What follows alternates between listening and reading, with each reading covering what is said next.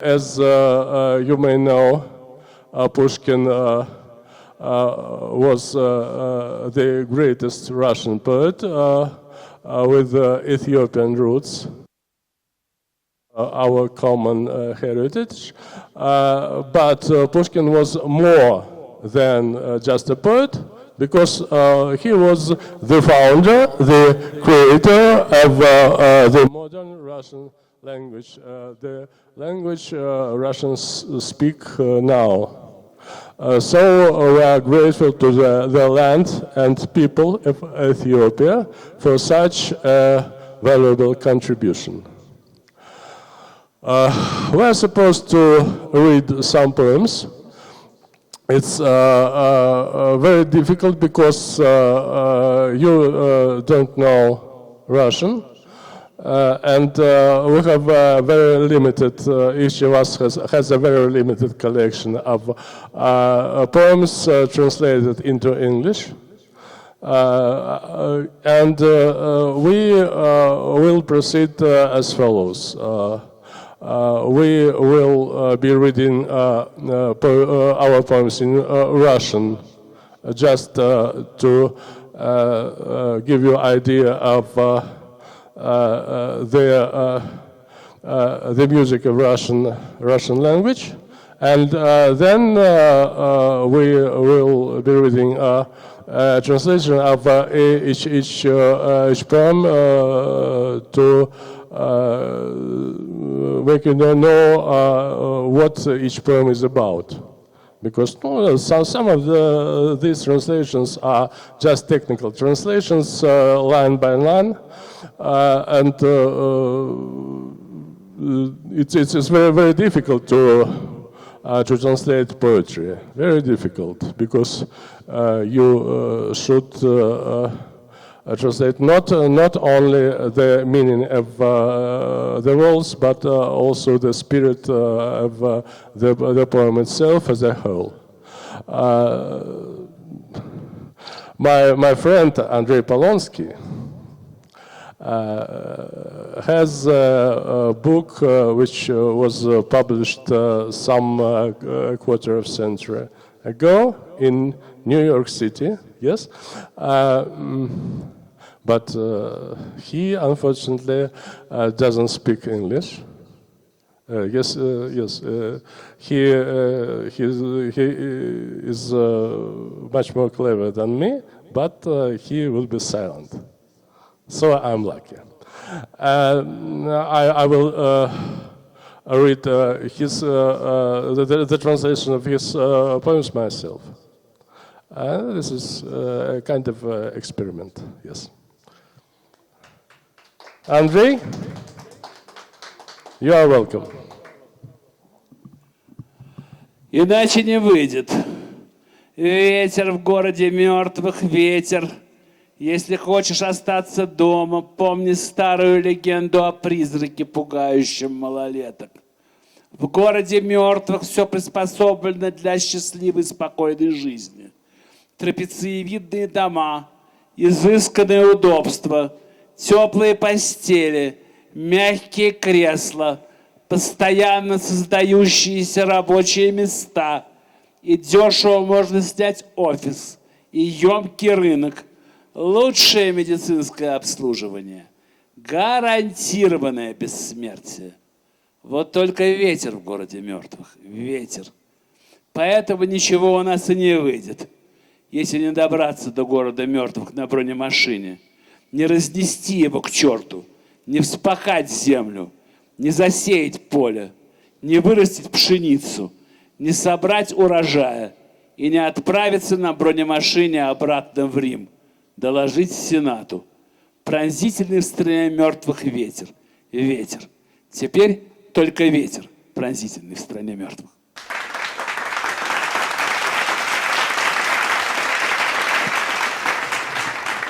There is a wind in the city of the dead, wind. If you'd like to stay indoors, try to recall an old legend about a phantom that terrifies little ones. In the city of the dead, everything is customized for a steady and happy life. Trapezoid houses, exquisite amenities, cozy beds, benign chairs, constantly created new jobs, cheap offices to let, capacious market, the best medical care, guaranteed immortality, but the wind in the city of the dead doesn't go away, the wind. So we have no choice but to roll an armored car straight into the city of the dead, to take it apart for God's sake, to give the land to turn, to plant a field with wheat, to gather the harvest, to get back to Rome in the armored car, and to report to the Senate. The wind in the city of the dead is penetrating the wind, brazen wind, and just the wind in the city of the dead.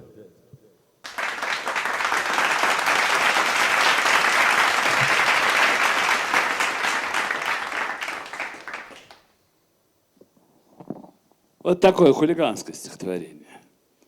По крайней мере, они, собаки, медведи, слоны, обезьяны, тигры, пантеры, косули, кенгуру, коровы, овцы, зайцы, кошки, волки не смотрят рекламы и мыльных опер. Франциск, потомки тех, кто ел из твоих рук, ближе к небу, чем потомки тех, кто молился в храмах твоего ордена.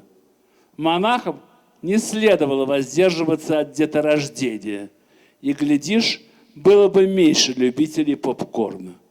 Мой пес, привыкший лизать чужое дерьмо, когда включает телевизор, все же поворачивается к нему задом.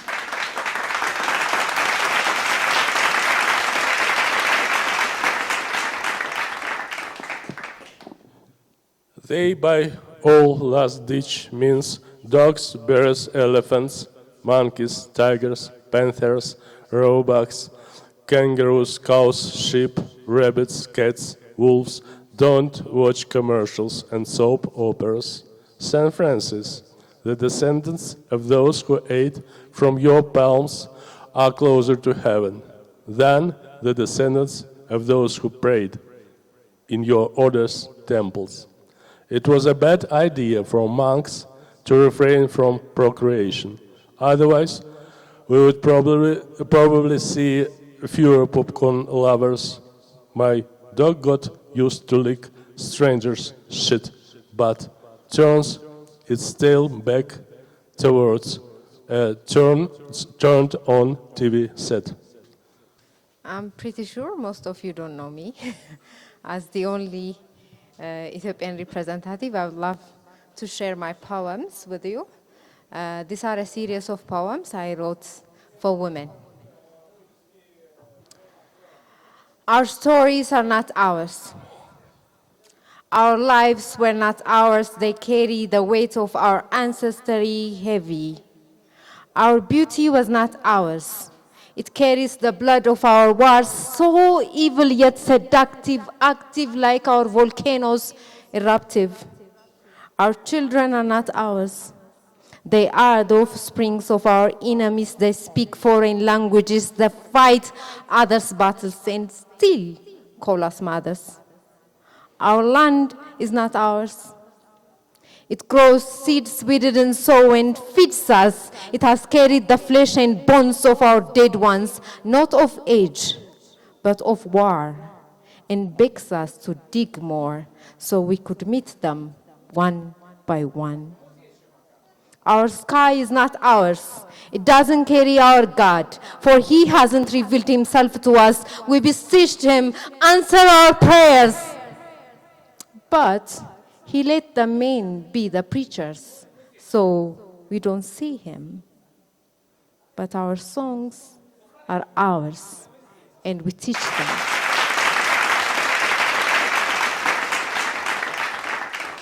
So this is the second part of the first poem, Songs We Teach Our Daughters. It's a series. Your grandmother is nameless. Your mother is nameless, for her name dies with her. Her babies do not grow to carry her. She sings. Women don't write history books. She sings. Children are not named after their mothers. She teaches lessons in her dress, lessons in her hair braids, lessons in the food she cooks. She sings, "Oh, dear daughter, I wish there was a letter.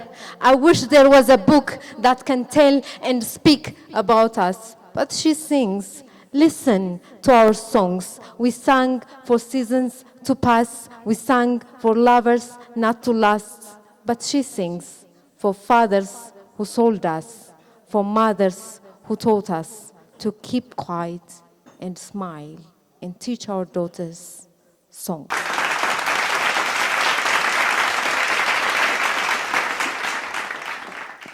Всегда оправданные усилия. Я не спорю с тобой. Совсем о другом в городе, еще заснеженном, мне хочется думать. Конечно, обязательства. Конечно, договорились. И теперь делать нечего. Послушай, поцелуй меня.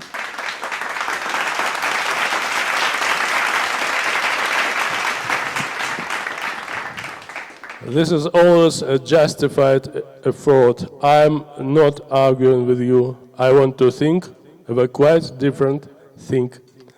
In the city still covered with snow, obligations, of course. Okay, agreed upon. There is nothing to do. Listen, give me a kiss. В чужой стране, наверное, будет война.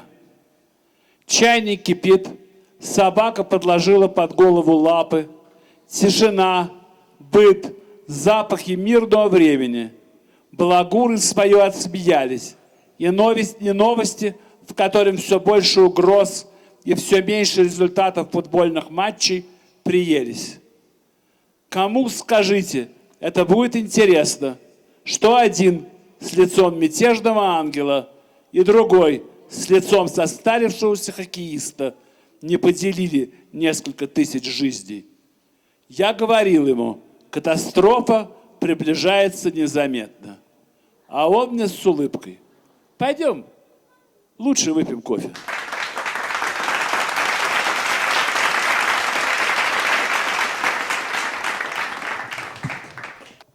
It seems that war is about to break in the foreign country. The kettle is boiling. The head dog laid its head upon its paws. Silence, routine life, the scent of a peaceful life. Farciers are done with laughing, and the news with more threats and fewer results of the football games. Hoary little things. The listeners would not be interested, neither one of them. The one with the face of a writer's angel, nor with the face of a retired hockey player. Simply couldn't divide a few thousand lives among themselves. I told him, catastrophe. It's humbly approaching, and he got back to me with a smile. Well, then, let's go grab a cup of coffee.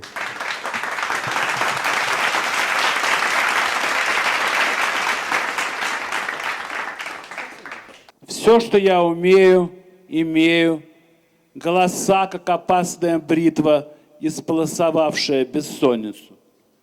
Какая очаровательная блондинка, какие колготки.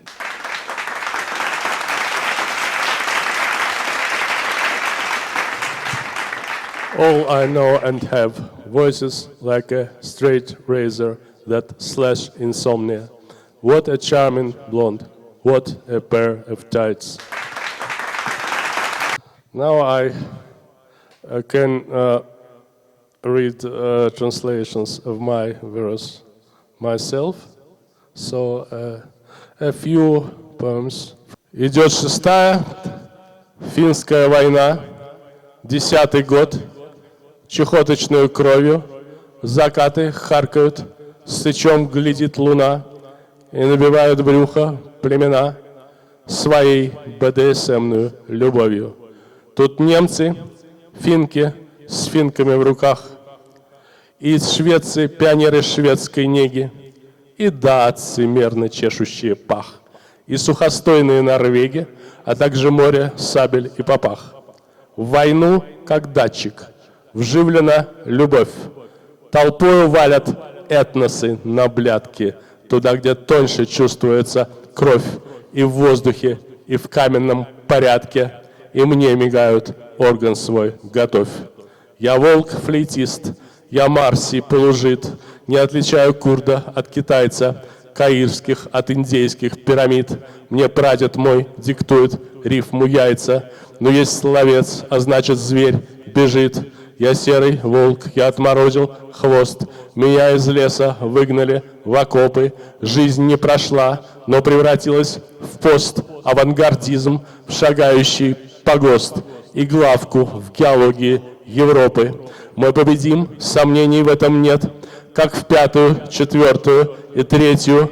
Враги смирятся, будут биты плетью, и финский мир под финский гром побед займет собой еще десятилетия. Вернутся все, но не вернутся мне. Пусть ребятня моим играет луком. Одни решат, он сгинул на войне. Иные же не пишет гад жене. Остался там и бегает по сукам.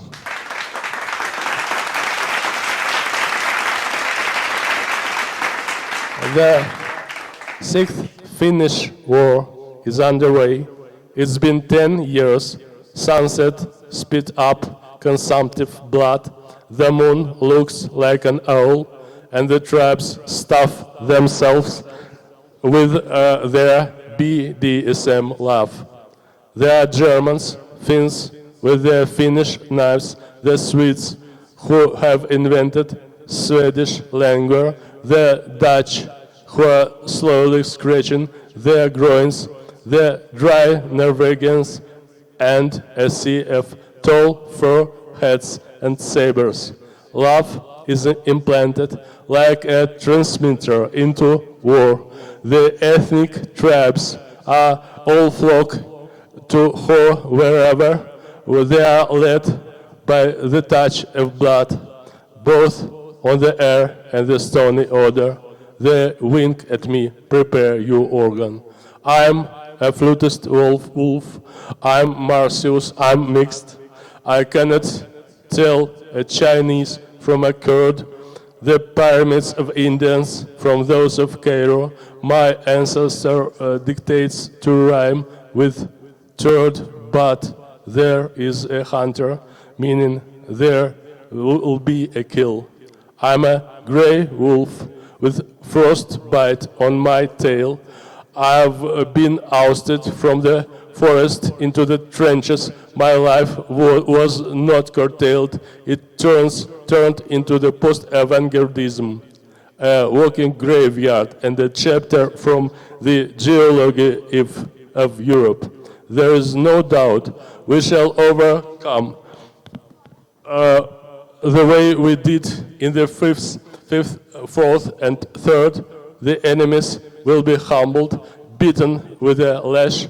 The Finnish peace and victory and thunder will fill another couple of decades. All will come home. All will return by me.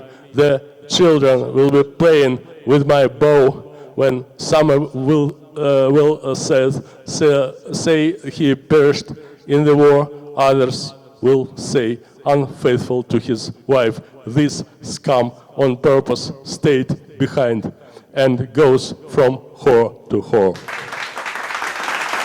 Готический блюз. От замка герцога синяя борода к замку графа зеленая борода ведет дорога из снега и льда, дорога из снега и льда. Вроде куда-то едешь, а вроде и никуда.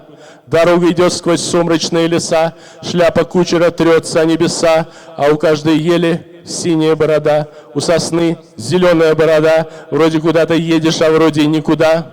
Мешковинный вырви из неба себе лоскут на губной гармошке. Туда-сюда погоняй тоску. Гаснет у лошади на боку палевая звезда. Вроде куда ты едешь, а вроде и никуда. Gothic blues. From the castle of the Duke Bluebird to the castle of the Count Greenbird lies a road of ice and snow, a road of ice and snow. It feels like we're going somewhere. It turns out that you are not. The road meanders through the gloomy forests. The coachman's hat is rubbing on the skies. A bluebird is on every fir tree. A green bird is on every pine. It feels like you are going somewhere. It turns out that you are not. Tear out a piece from the cloth of the sky. Shake your sadness off on a harmonica. A yellow star-shaped spot dies out on your horse side. It feels like you are going somewhere. It turns out that you are not.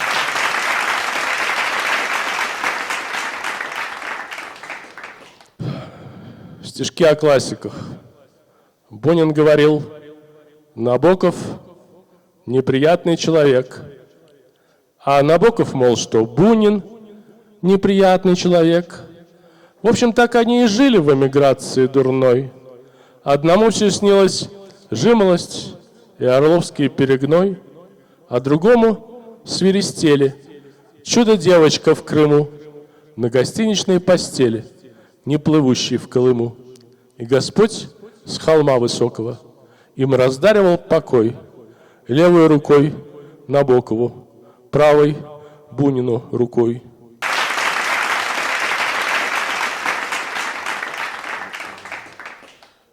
It's a poem about our great writers, Bunin and Nabokov. Bunin used to say, Nabokov was the most unpleasant man. And Nabokov said that Bunin was the most unpleasant man. That's how they used to live in the stupid immigration. One dreamed of honeysuckle and the black soil of Aral, and the other dreamed of wax wings, a wonder girl in the Crimea, lying down in an inn not en route to Kolyma, and the Lord, up in the highest, granted them eternal light. To Nabokov with his left hand, and to Bunin with his right.